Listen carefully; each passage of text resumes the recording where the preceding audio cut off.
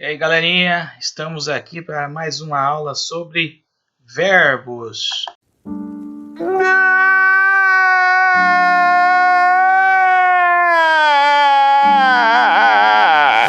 Você é louco, cachoeira? Então vamos lá para a nossa segunda aula sobre verbos, né? Vamos lá. Opa, pera aí que caiu o mouse, calma. Não, você é burro, cara, que loucura. Como você é burro. Que coisa absurda. Isso aí que você disse é tudo burrice. Burrice. Eu não consigo gravar muito bem o que você falou, porque você fala de uma maneira burra. Entendeu? Então vamos lá, vamos dar continuidade aqui, tá? Então a gente retomou, vamos estar retomando rapidinho aqui só alguns conceitos, tá? Que é o conceito de verbo, que a gente viu no vídeo anterior. Qual que é o conceito de verbo? O verbo é a palavra que expressa, principalmente eu pedi para vocês gravarem na cabecinha de vocês, que são as palavras que indicam ação, tá ok? Então verbo igual a uma ação. Então a gente viu vários tipos de ações que vocês fazem. A gente viu também, eu pedi para vocês gravarem, que isso é importantíssimo, que os nossos verbos em forma natural, né? Os verbos naturais, eles terminam ou em ar, ou em er, ou em ir. Então você consegue transformar as ações que vocês fazem numa palavra terminada em ar. Então eu vou falar cantei, cantei vem de cantar, terminado em ar.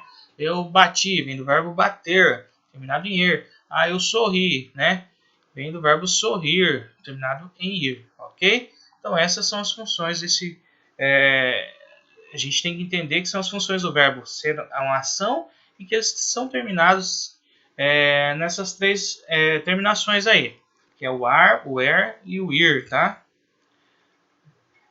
Olha aí, alguns exemplos que a gente viu também, né? Está lá no nosso outro vídeo, que são os verbos cantar, verbos terminados em er, bater, receber, verbos terminados em ir, partir, sair, dividir, enfim. Temos aí vários verbos. Eu falei isso para vocês também no outro vídeo, que existem muitos mais verbos do que esses que estão aí, né? Ultrapassam 5.000, olha lá se não vai mais, né?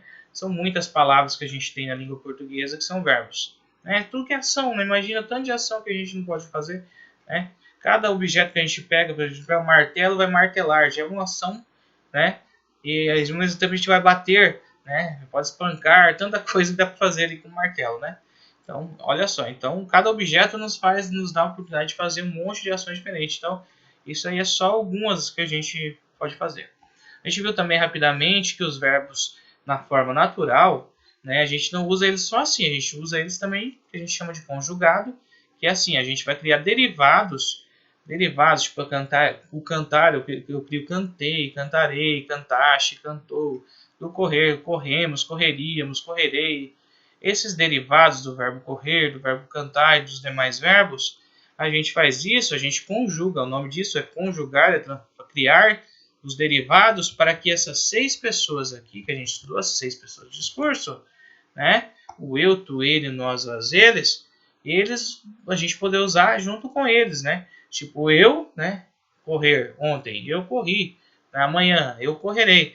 Então, essas pessoas de discurso que a gente estudou, que são 3 pessoas no plural e 3 no singular, né? Quem são as pessoas do singular? A primeira pessoa do singular é o eu, a segunda pessoa do singular é o tu, e a terceira pessoa do singular é o ele. Assim como no plural, a primeira pessoa do plural é o nós, a segunda pessoa é o vós e a terceira do plural é o eles. Essas pessoas vão estar ligadas diretamente no momento que eu preciso conjugar um verbo. Eu quero falar que eu fui com outra pessoa pescar, né? Eu não vou falar eu e João pescar, não. Eu e João pescamos, ou fomos pescar, né? Nós pescamos, né? Mesma coisa cantar, nós cantamos, né? Ele cantou, eu canto, eu cantarei. Então, conforme essas 6 pessoas, eu vou fazer a conjugação verbal a partir delas. Elas nos ajudam a isso, a definir que tipo de verbo, né, que eu vou utilizar. Essa é a função das nossas pessoas do discurso. Se eu vou usar aqui, de que forma que eu vou transformar o verbo, se eu quero indicar uma outra pessoa que não está aqui, um único cara, fala, ele comprou o meu carro, né? Comprou é a ação feita pelo ele, que é a terceira pessoa do singular, que a gente tem que decorar isso, primeira, segunda e terceira do singular, primeira, segunda e terceira do plural. Então, esse ele comprou, quer dizer que quem comprou, quem fez a ação. Esse comprou indica quem fez a ação foi a terceira do singular, o ele, e fez uma ação no passado. Então, essas são as funções das pessoas do discurso, tá ok? Então, a gente tem as primeiras pessoas, que é o eu e o nós, que é aqueles que falam, né? Sempre eu falo, ou eu falo de mim, eu falo de mim com mais alguém, que é o nós, né? Essa é a primeira pessoa. A segunda pessoa, quando eu falo ou com uma pessoa só, que é o tu, ou com mais de uma pessoa, que é o vós, né? E a terceira pessoa é quando a gente fala sobre alguém ou mais de uma pessoa. Ou eu falo sobre ele, ou eu falo sobre eles ou elas, né? Ele ou ela, eles ou elas, né? Tranquilo? Então já relembramos isso que a gente viu na aula passada. A gente vai estudar agora a estrutura verbal e a conjugação verbal, né? Conjugações verbal ou verbais, né? O verbo ele é dividido assim, a palavra, o verbo, não a palavra verbo, mas todos os verbos, eles são divididos em pequenos pedaços que recebem nomes. O primeiro nome que a gente divide ele é o radical. Quem é o radical? O radical, ele representa um morfema muito importante, pois nele está o significado essencial do verbo. O que é isso? O que seria um morfema? Seria uma partezinha dessa palavra estudar, né? Que é a parte que é comum, tanto no verbo natural, que no caso aqui é o verbo estudar, como em todos os outros verbos que derivam do verbo estudar. Por exemplo, estudar, eu estudo, vem de estudar, estudamos, estudastes, estudou. O que há em comum em todas essas palavras? Essa pequena partezinha aqui, ó, chamada estude. Estude, está em vermelho aqui, ó, está presente em todos os derivados da palavra estudar. Então, esse será o chamado radical, aquilo que está em comum com todas as palavras derivadas do aquele verbo. Mas o jeito mais fácil de você achar o radical, você pega o verbo natural, que está terminado em ar, ou em er, ou em ir, e basta tirar as terminações a e ir que você vai ter no radical. Por exemplo, pular termina em ar. Eu tirei o ar, sobrou o pull. Esse pull é o radical da palavra pular. E ele vai estar presente em todos os derivados dessa palavra pular. Lá no pulei tem o pull, ó, tudo em vermelho aqui, ó. Ó, ele está presente aqui. Se eu falo cantar, que é o verbo natural, uma ação natural de cantar, eu tiro o ar sobre o cante, né? Até a letra T. O cante, ele vai estar presente em todas as palavras derivadas do verbo cantar. Escrever, basta eu tirar o er do verbo escrever natural, né? Que escrever é um verbo natural, porque termina em er, né? Eu tirei a terminação, sobrou escreve. Esse escreve, por sua vez, ele é o radical da palavra escrever e dos demais derivados da palavra escrever. Partiria vem do verbo partir. Para achar o radical do verbo partir, bastou eu tirar o ir, me sobrou parte, até a letra T. Esse é o radical do verbo partir de todos os seus derivados, ok? Vamos lá, foi aquela dicasinha para a gente... Como que eu vou... Se eu pegar o verbo correr, eu sei que é muito fácil achar o radical, né? Basta eu tirar o er. Se eu pegar o verbo sorrir, eu sei que é fácil porque é só tirar o ir. Mas quando o verbo estiver assim, ó, conjugado, correrei, não está terminado em er, nem em ir, nem em ar. Aí ele fica um pouquinho mais difícil. Não é que fica difícil, é só questão de atenção. Como que eu vou achar o radical nessa palavra que está conjugada? Que a gente já viu que é conjugar, né? Ela já virou um derivado do verbo correr. Então, o grande segredo, primeira coisa, o verbo correrei vem de qual verbo? De qual ação que ele vem? Da ação de correr, correto?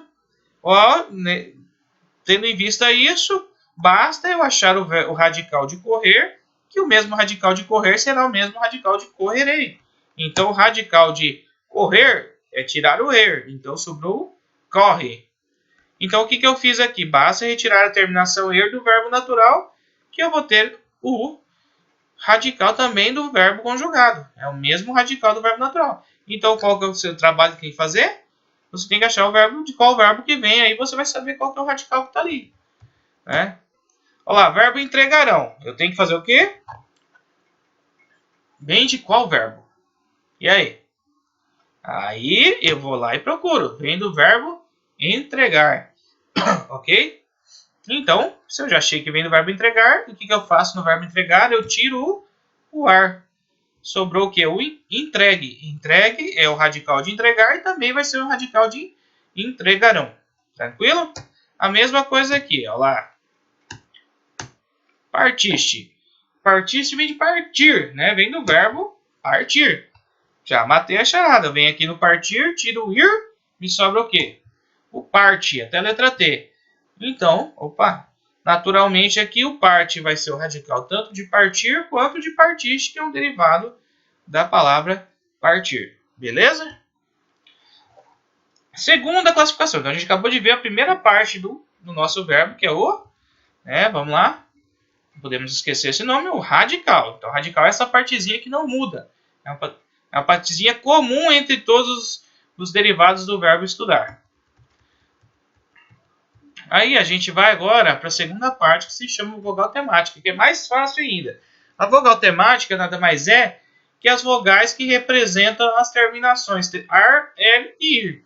A vogal temática dos verbos terminados em ar, vai ser o a, que termina em ar. A vogal temática dos verbos terminados em er será o e. E as vogais temáticas dos verbos terminados em ir vai ser o i. Então é a mesma coisa que você tem que fazer aqui, você tem que fazer ali para achar a vogal temática, né? Partiste. Se o verbo está partiste. Eu quero achar a vogal temática. Ele vem de qual verbo? Vem do verbo partir. E qual que é a vogal temática do verbo partir? É a última vogal, que é o ir. Ali é o outro ali. Entregarão. Vem de qual verbo? Não vem do verbo entregar. Então, se entregar, qual a vogal temática do verbo entregar? É o a. Então, é assim que você acha a vogal temática. Simples, é só descobrir, ver de qual verbo que esse verbo está vindo.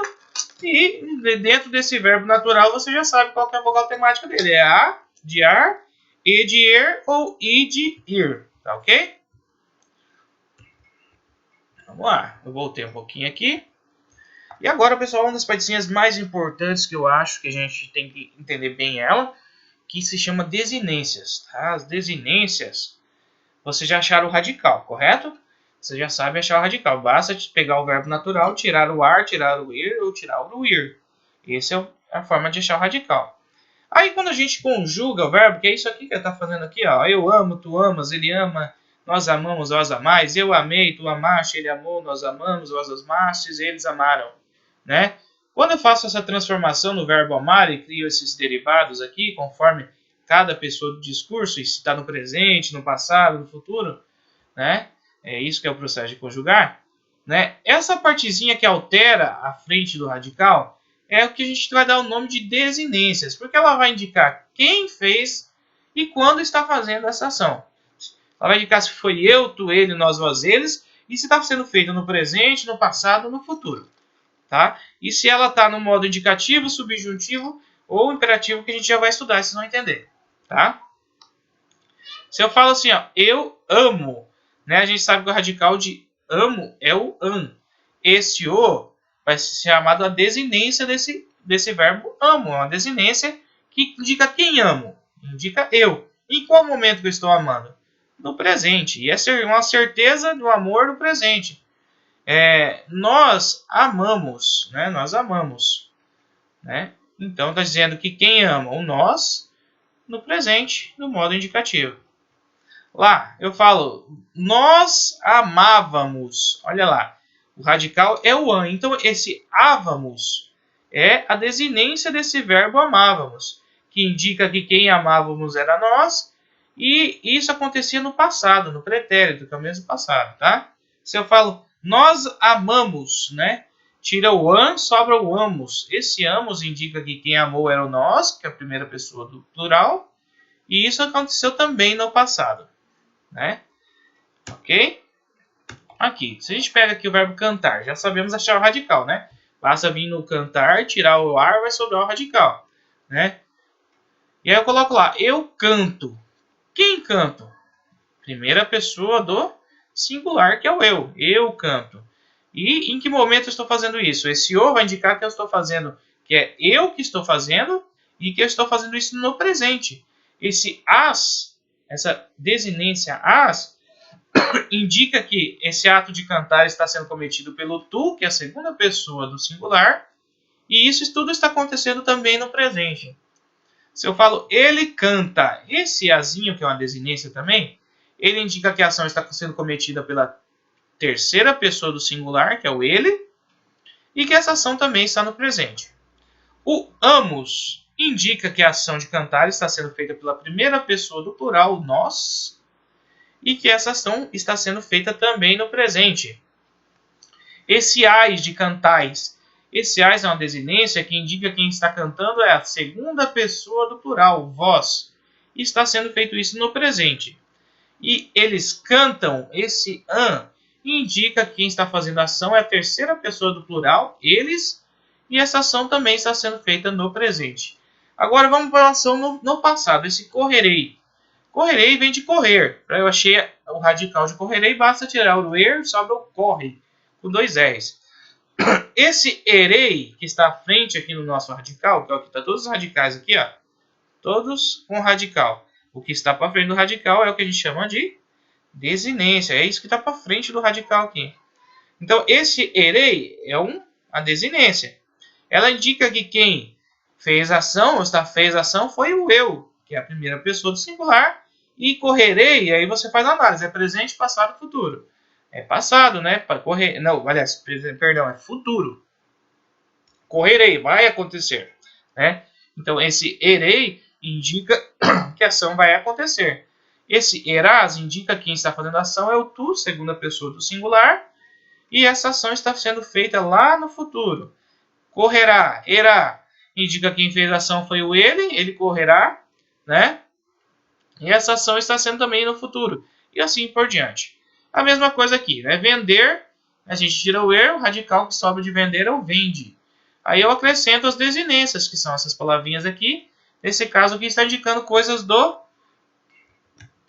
presente. Eu vendo, tu vendes, ele vende. Então lembrando, pessoal, primeira pessoa do discurso, segunda pessoa do singular, primeira do singular, terceira do singular, primeira pessoa do plural, segunda pessoa do plural e terceira pessoa do plural. A mesma coisa aqui, ó. Eu bebia, vem do verbo beber.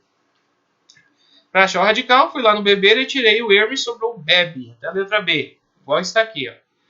Aí eu acrescento, eu bebia, tu bebias, esse ia, ias, íamos, ias, iam. E são desinências que indicam que a primeira pessoa, segunda pessoa e terceira pessoa do singular, assim como a primeira pessoa, segunda pessoa e a terceira pessoa do plural, estão fazendo essas ações no passado. Bebia, quer dizer, aconteceu, não acontece mais, né? Nós bebíamos, vós bebíeis, eles bebiam, ok? Então, são coisas que deixaram de acontecer. Por isso, são ações do passado. Beleza? Então, isso são as desinências, tá? Então, a gente acabou de ver aqui, vai precisar voltar depois, né? A gente viu o que é o radical, aprendeu a retirar o radical do verbo natural. A gente viu o que são as vogais temáticas, que nada mais são o a, o e e o i. A no caso dos verbos terminados em ar, e no caso dos verbos terminados em er, e i no caso dos verbos terminados em rir, tá? As desinências, a gente viu que a terminação que vai vir nos verbos conjugados logo após eu achar o nosso querido radical, o que estiver para frente dele, quando eu conjugo o verbo, vai ser as desinências que indica quem dessas pessoas que está fazendo, né? Eu, tu, ele, nós, nós, eles, e em que momento que ele está sendo feito, sendo presente no passado e no futuro, e se está em qual dos modos que a gente vai aprender agora. Vamos lá para os nossos modos verbais, tá? Modos verbais indicam diferentes maneiras de um fato ser expresso, dividido em indicativo, subjuntivo e imperativo. O que são esses modos? O que é o modo? O modo é a forma como eu vou utilizar, fazer alguma coisa ou utilizar alguma coisa. Modo, de que modo? Né?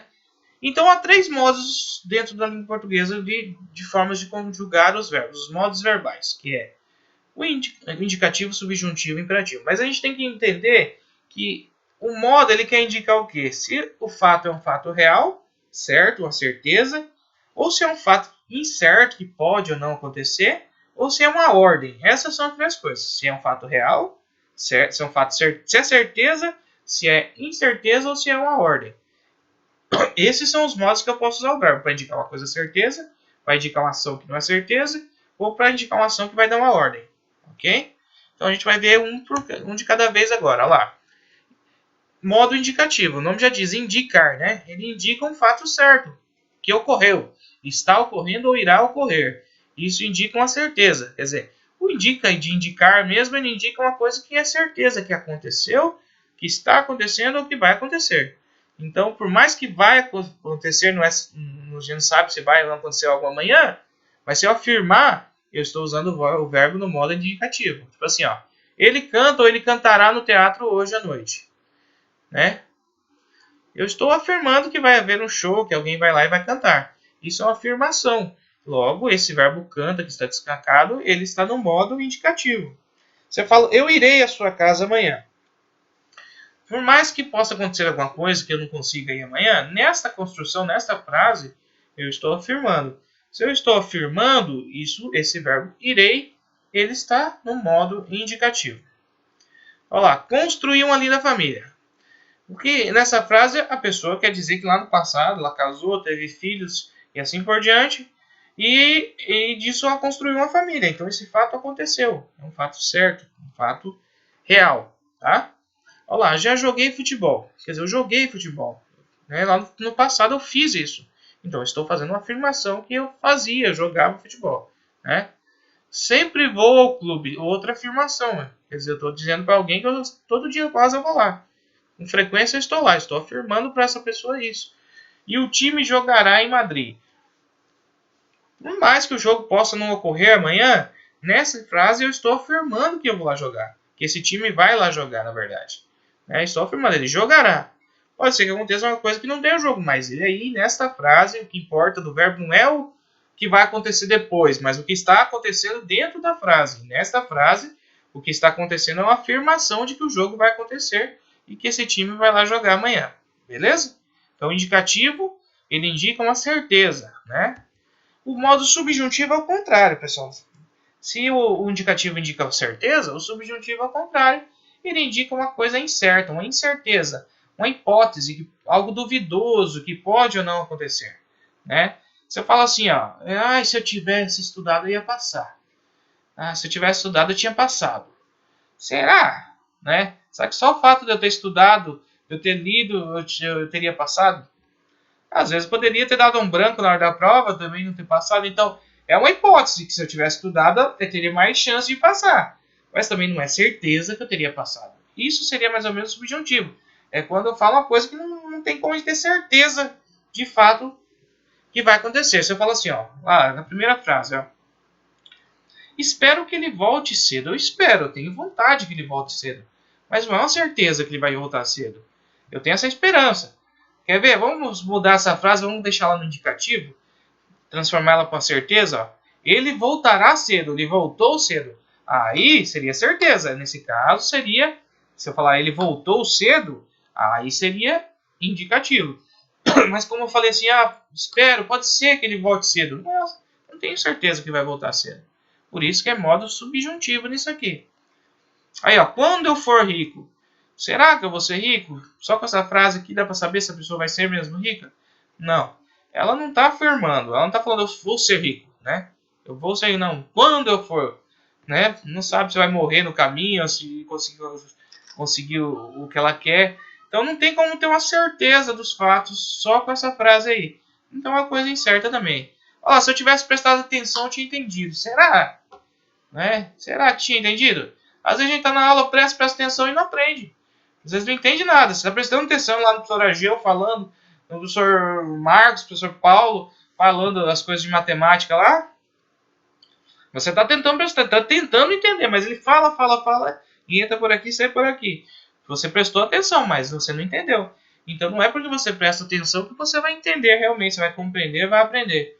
Não é bem assim, né? Então, isso aí é uma coisa que poderia ter acontecido, mas também não é certeza. Espero que tenha estudado. Se eu chegar num dia da prova e falar, pessoal, espero que vocês tenham estudado. Isso significa que vocês estudaram? Eu acredito que não, né? Eu acredito que não seja uma certeza que vocês estudaram. De fato, não será, né? Então, é outra questão de modo subjuntivo. Eu espero, mas eu não tenho certeza que vocês não tenham estudado. Olá, quando tiver um tempo a gente conversa. Quando nós conversaremos, né? Quando tiver um tempo. Quando que a gente usa isso? Ah, quando tiver um tempo ali para você. Quando é tempo. Quer dizer, pode ter certeza que não vai ligar nunca mais, né? Ou só quando estiver precisando de alguma coisa. É mais ou menos isso. Quando a pessoa fala isso para você, é quando eu tiver um tempo. Né? Então, raramente a pessoa já não quer evitar uma conversa com a outra, ela utiliza essa expressão. Então não é certeza que ela vai tirar um tempo para conversar com você. Pode ser que se sobrar um tempo lá longe, ela vai falar com você, mas se sobrar, então, né, tem essa questão do se, né? Existe uma condição, pode ser ou não que aconteça. Isso é um modo subjuntivo, entendeu? Quer ver? Se a gente fosse transformar... oh, meu Deus. Se eu fosse transformar essa frase aqui, ó... se eu tivesse prestado atenção, entenderia. Vamos transformar ela no modo indicativo. Ó. Eu prestei atenção e entendi. Aí eu estou afirmando. Né? Espero que tenha estudado. Eu estudei. Aí eu estou afirmando. Quando tiver um tempo, eu terei um tempo para te ligar. Eu estou afirmando, eu terei tempo. Agora, quando tiver um tempo, não. Aí já é subjuntivo. Você falar eu terei, aí vira indicativo. Ok? E por último aqui, para a gente finalizar, o modo imperativo. Imperativo, a gente pode fazer relação com aquele cara lá da história, lá, o famoso imperador, né? Quem que era o imperador? Aquele cara que ditava as normas, as ordens, as proibições, né? O imperador, ele era quem ditava todas as leis e regras, né? Então, ele que dava as ordens para lá. E assim, o verbo no modo imperativo, ele vai significar isso, uma proibição, um pedido ou uma ordem, né? A gente vai resumir isso. Quando vocês pegam... a gente agora tá até na moda, né? Tem até um hashtag, um negocinho para colar nas fotos das redes sociais. Que tá lá escrito fique em casa por conta do coronavírus. Né? E o bacana é isso, né? Fique em casa. Esse fique, que é do verbo ficar, ele tá fazendo o quê? Nada mais que aqui, ó. Olha lá. Ele tá dando uma ordem. Fique em casa. Não é para você sair, vai ter toque de recolher, fique em casa. Não entre na sala, pessoal. Não entre na sala ainda que a tia está limpando, né? Eu estou ordenando para vocês não entrarem. Se vocês entrarem, vocês vão estar desobedecendo uma ordem, um pedido. Quando a mãe de vocês, ou vocês mesmos, pegam uma receita na internet, ou a receita da avó, né, lá no papelzinho, e começa a ler, se preparar para fazer aquele bolo, fazer aquela torta, aquele pão, né? A gente segue como se fossem normas, né? Como se tivesse alguém dando uma ordem para a gente ali. A gente tenta fazer certinho como está naquele papel, naquela receita da internet, né? Porque os verbos lá, eles aparecem sempre na forma do imperativo. Ele fala assim, ó, pegue 3 ovos, né? Bata as claras, pegue, ordem. Bata as claras em neve, outra ordem, né?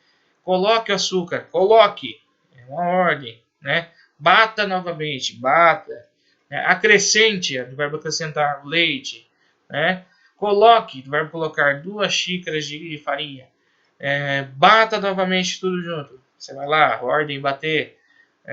Coloque em uma forma rasa, coloca na forma. Leve ao fogo, leve, do verbo levar. Outra ação. Deixe por 60 minutos. Do verbo deixar, é uma ordem. Deixe por 60 minutos. Retire após 1 hora. E assim vai. Tudo isso, a mesma coisa para uma receita de remédio, né? Tome 3 gotas de 3 em 3 horas, né? Agite antes de usar. Então, todas essas palavrinhas são tipo pedidos, mas funcionam como uma ordem. Se você não fizer como está sendo dito, ou como está escrito, não vai chegar ao resultado que tem que ser. O resultado correto. E essa é a função do imperativo, é dar essas ordens aí. Olha lá, tome cuidado. Né? Ele está dando um conselho, toma cuidado, mas também é uma ordem, tome cuidado. Você pode sair, mas toma cuidado. Né? Não saia de casa. Outra ordem também que a gente está usando bastante, para não sair de casa. Porque a gente está usando esse verbo saia, não saia, como na ordem imperativa. Beleza? Esse é o final da nossa segunda videoaula. Certo? Eu vou falar diretamente a todos agora. Tanto os alunos da Escola Felipe de Brum, quanto da Escola Jurman Weiner. É essencial que vocês façam essas atividades e enviem essa atividade no privado para a gente, tá? O bimestre ele acaba no dia 24, dia 25, né? Então essas atividades vão equivaler à nota de vocês. Então, se não tiver as atividades entregues, vou ficar com nota mínima, né, ou 0. Então, façam, assistam e reassistam os vídeos. Esses vídeos eles estão funcionando e vão ser utilizados como aulas. Quer dizer, a gente não vai voltar depois para a escola no dia 3 ou sei lá quando, 3 de maio, a gente não sabe quando, e vamos retomar de novo essa matéria. Não, essa matéria vai ser vista que hora. Vocês poderão conversar com a gente no privado, tirar toda e qualquer dúvida, sem problema algum, mas é preciso que vocês estudem em casa. Esse é o fundamento, gente, criar vídeos, blogs, sites, entre outras coisas que a gente está criando aí. Tá? Áudios, tem professores que têm mandado páginas de livro e tal, tudo isso tem que ser feito, tá? Então não deixe para a última hora, não deixe sem fazer também, que vocês vão ficar sem nota esse bimestre, tá? Então a gente não retorna mais no primeiro bimestre, então o primeiro bimestre vai ser diante das coisas que vocês estão fazendo. Então assistam, reassistam os vídeos meus e qualquer coisa me perguntem lá no privado, tá certo? Beleza? Estamos à disposição, lógico, né, no horário de aula, né, não é para vocês estarem mandando as coisas 3 horas da manhã, né? Mas a gente está disponível, na hora que vocês tiverem dúvida pode perguntar. Se a gente não vê naquele momento, se a estiver dormindo, no outro dia a gente responde. Beleza? Daqui a pouquinho vai mais um vídeo para vocês, tranquilo?